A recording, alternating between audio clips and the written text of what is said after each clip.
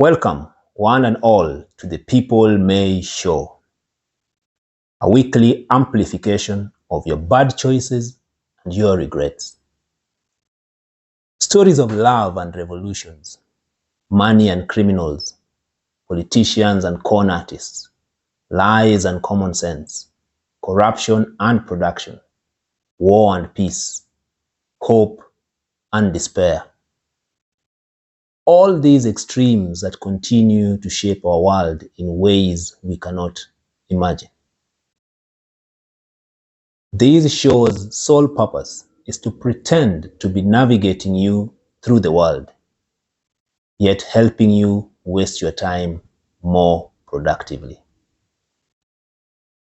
This week's show is produced by myself and co-written by GK, aka the grandson of the puga-smoking legend from Game, who never passed his dachi to the left-hand side, aka yangu kumi yake kumi, aka political hogwash. This show is about the president, and I'm your host, Castro Ambio. Let us be clear. The presidency is not a marijuana joint to be passed from one person to another at the behest of the person currently holding it. It is not a pass-puff affair.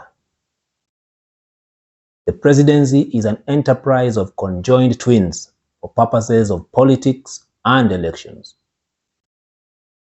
The conjoined twins can be separated by political surgery in parliament through the process of impeachment. Our constitution has provisions and circumstances under which such surgery may be undertaken. The idea that a president and his deputy, having been elected on a joint ticket, are inseparable is an ideal, but not a practical argument. Largely political hogwash. Drunken ideas and idle talk, like yangu kumi, yake kumi, remain hallucinations, the effects of imbibing whiskey and smoking weed on the campaign trail. It is the sovereign, we the people, who elect the individual to whom the powers of the president is donated. The presidency is not such that for all practical purposes and in the pursuit of eloquent statecraft, if the deputy president disagrees with the president on key policy or political issues, then it is incumbent on such a deputy to resign in order to pursue his divergent views outside the institution of the presidency. The refusal to do so is greed, cowardice, and a lack of principle. The only way to cure such cancerous growth before it infects the whole body politic is to perform political surgery via the Constitution. We, the people, donate our power to an individual occupying the office of the president. Currently, one William Ruto. It is not shared power. It is checked power exercised by Ruto as constrained by the Constitution and as constantly interrogated by we the people, Parliament, and the judiciary. The presidency is not a co-administration concurrently headed by President William Ruto and Deputy President Rigathi Gachagua. Gachagua is an assistant whose duties are at the discretion of the president. There cannot be our administration or my government and William Ruto. The government remains eternal, and it is the Kenya government. What we have is a Ruto administration, In the US, from where we blindly borrowed our constitution, it is the Biden administration, not the Biden and Kamala administration. The Obama administration, the Trump administration, ad infinitum.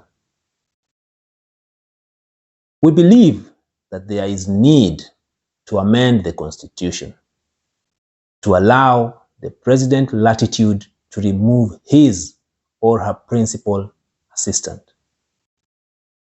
In such a scenario, the principal assistant of the president can only continue being so as long as they have the confidence of the president. Our only fear with changing the constitution as regards the deputy president under Ruto's watch is that the wily fox, like Moi, will create 8 deputy president positions for each region. And that's how Millicent Omanga will become deputy president of the Republic of Kenya. Here's the thing though.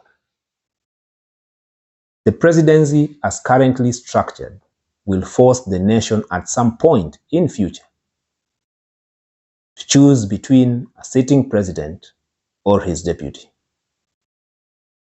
The signs have been there, and our collective refusal to think in the past led us to the dysfunction that was Uhuru Ruto and the current Ruto-Rigathi situation. We the people must now begin to think, talk, and act on amending this premise. A pure presidential system requires discipline, which unfortunately is in short supply within our political culture. Here is some advice to the Deputy President of Kenya. Bwana Gachagua, you need to realize, albeit late in the day, that on matters concerning you, Ruto is reading from the legendary Nyashinski's script. The first line in that script is, "Mi ndio chieth kwa hii choo itisha hapik." You will need a lot of hapik and air freshener to survive the shit show.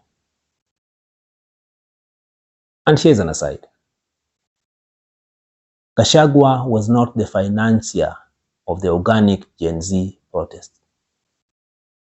If that is the line from the National Intelligence Service to hang the man, then the NIS is not very intelligent after all. We want to thank all those who subscribed to this channel, those who sent us their feedback and wishes of good fortune. We would love to hear from you.